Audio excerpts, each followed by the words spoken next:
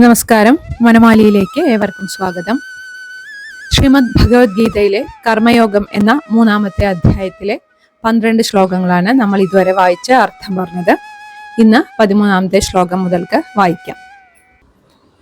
യജ്ഞശിഷ്ടാശിനഃ സന്തോ മുച്യന്തെ സർവകിൽബിഷൈഃ ഭുഞ്ജതേ തേ ത്വഖം പാപാ യേ പചന്ത്യാത്മകാരണാത്. യജ്ഞശിഷ്ടാശിനഃ സന്തോ മുച്യന്തെ സർവകിൽബിഷൈഃ ഭുഞ്ജതേ തേ ത്വഖം പാപാ യേ പചന്ത്യാത്മകാരണാത്. യജ്ഞശിഷ്ടാശിനഃ സന്തഃ. യജ്ഞശിഷ്ടമായിട്ട് വേണം എല്ലാത്തിൻ്റെയും ഫലം അനുഭവിക്കാൻ. നേരത്തെ പറഞ്ഞുവല്ലോ. അങ്ങനെ ഫലം അനുഭവിക്കുന്നവർ സർവകിൽബിഷൈഃ മുച്യന്തെ, എല്ലാ പാപങ്ങളിൽ നിന്നും മോചിതരാകുന്നു.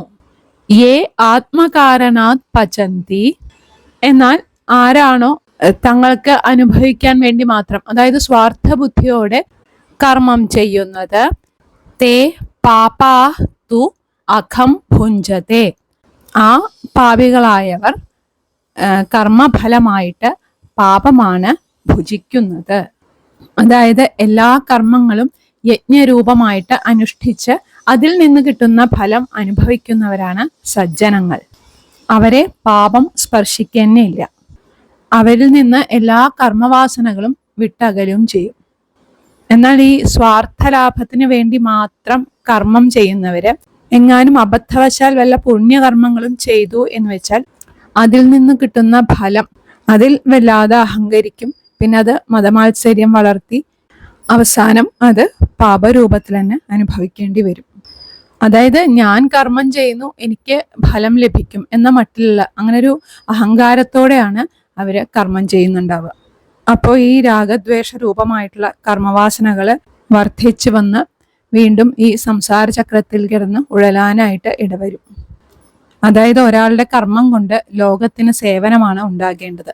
സ്വാർത്ഥ ലാഭത്തിന് വേണ്ടി കർമ്മം ചെയ്യുന്നവർ പാപികളാണ് എന്നാണ് ഇവിടെ പറയുന്നത്. അതുകൊണ്ട് അർജുനോട് പറയാണ്, ഈ സ്വാർത്ഥ ലാഭത്തിൽ ഒരിക്കലും മനസ്സ് വെക്കരുത്.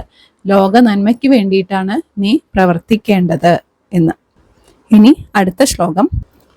അന്നാദ് ഭവന്തി ഭൂതാനി പർജന്യാദന്ന സംഭവ യജ്ഞാദ് ഭവതി പർജന്യ യജ്ഞ കർമ്മ സമുദ്ഭവ. അടുത്ത ശ്ലോകം കൂടി കൂട്ടി വായിച്ചാലേ ഇതിന്റെ അർത്ഥം പറയാൻ പറ്റുള്ളൂ. അടുത്ത ശ്ലോകം കൂടി വായിക്കാം. കർമ്മ ബ്രഹ്മോദ്ഭവം വിദ്ധി ബ്രഹ്മാക്ഷര സമുദ്ഭവം തസ്മാത് സർവഗതം ബ്രഹ്മ നിത്യം യജ്ഞേ പ്രതിഷ്ഠിതം. ഒന്നും കൂടി. അന്നാദ് ഭവന്തി ഭൂതാനി പർജന്യാദന്ന സംഭവ യജ്ഞാദ് ഭവതി പർജന്യ യജ്ഞ കർമ്മ സമുദ്ഭവ.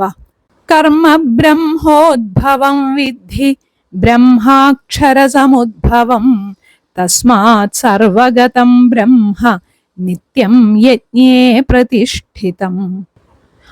അന്നാദ് ഭൂതാനി ഭവന്തി, അന്നത്തിൽ നിന്നും ജീവജാലങ്ങൾ ഉണ്ടാകുന്നു. പർജന്യാദ് അന്നസംഭവ, മേഘത്തിൽ നിന്നും അന്നം ഉണ്ടാകുന്നു. പർജന്യ യജ്ഞാത് ഭവതി, മേഘം യജ്ഞത്തിൽ നിന്നുമാണ് ഉണ്ടാകുന്നത്. യജ്ഞ കർമ്മ സമുദ്ഭവ, യജ്ഞമാണെങ്കിൽ കർമ്മത്തിൽ നിന്നുമാണ് ഉണ്ടാകുന്നത്. ഇനി അടുത്ത ശ്ലോകത്തിന്റെ അർത്ഥം. കർമ്മ ബ്രഹ്മോദ്ഭവം വിദ്ധി, കർമ്മം ബ്രഹ്മത്തിൽ നിന്നാണ് ഉണ്ടാകുന്നത്, അല്ലെങ്കിൽ ഈ പ്രപഞ്ചത്തിൽ നിന്നാണ് ഉണ്ടാകുന്നത് എന്ന് പറയാം.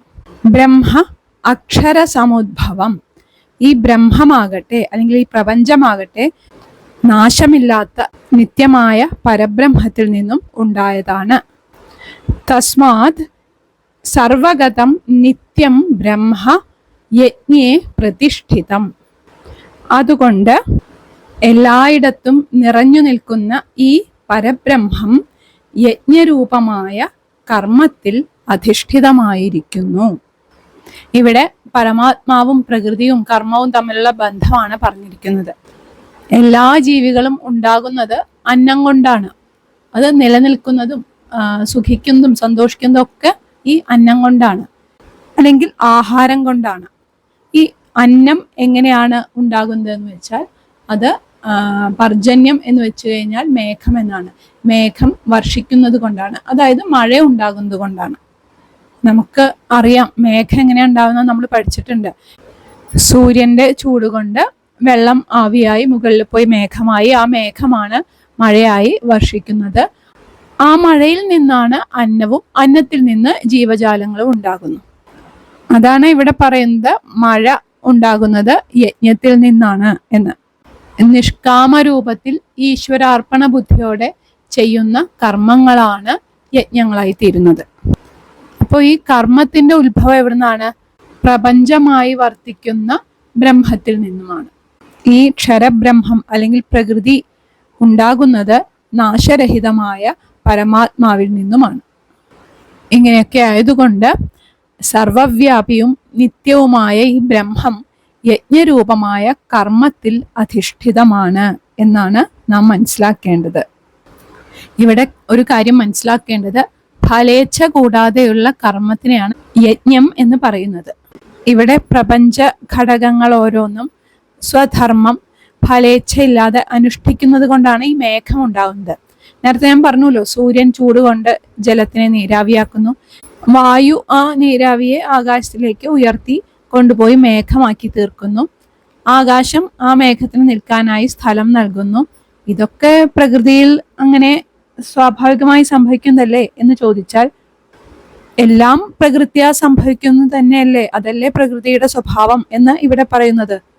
ഇവിടെ സൂര്യനും ജലവും വായുവും ആകാശവും ഇങ്ങനെ ഓരോരുത്തരും ഫലം ഇച്ഛിച്ചിട്ടല്ല, അല്ലെങ്കിൽ ആരെങ്കിലും പ്രശംസിക്കും എന്ന് കരുതിയിട്ടല്ല സ്വധർമ്മം അനുഷ്ഠിക്കുന്നത്. അങ്ങനെ ഫലേച്ഛയില്ലാത്ത കർമ്മത്തിനെയാണ് യജ്ഞം എന്ന് പറയുന്നത്. ആ യജ്ഞത്തിന്റെ ഫലമായിട്ടാണ് മേഘങ്ങൾ ഉണ്ടാകുന്നതും വർഷിക്കുന്നതും. ചുരുക്കി പറഞ്ഞാൽ എല്ലാത്തിനും കാരണം പരബ്രഹ്മമാണ്. ആ പരബ്രഹ്മത്തിൽ നിന്നാണ് പഞ്ചഭൂതങ്ങളായിട്ടുള്ള ഈ പ്രപഞ്ച ഘടകങ്ങൾ ഉണ്ടായത്. അത് അതിൻ്റെ സ്വന്തം ധർമ്മം അനുഷ്ഠിച്ചത് കൊണ്ടാണ് ഈ പ്രപഞ്ചത്തിലെ പ്രവർത്തനങ്ങൾ, കാര്യങ്ങൾ നടക്കുന്നത്. കാര്യം കഴിഞ്ഞാൽ ഇത് വീണ്ടും തിരിച്ച് ഈ പരബ്രഹ്മത്തിലേക്ക് തന്നെ പോകുന്നു. ഈ ധർമ്മചക്രത്തെ അനുസരിക്കാത്തവനെയാണ് പാപി എന്ന് വിളിക്കുന്നത്. ഇവിടെ സർവഭൂത കാരണമായ ആ പരബ്രഹ്മം യജ്ഞരൂപമായ കർമ്മത്തിൽ അധിഷ്ഠിതമാണ് എന്നതാണ് മനസ്സിലാക്കേണ്ടത്. ഇനി ബാക്കി ശ്ലോകങ്ങൾ നമുക്ക് ശനിയാഴ്ച വായിക്കാം. എല്ലാവർക്കും നല്ലതു മാത്രം വരട്ടെ എന്ന പ്രാർത്ഥനയോടെ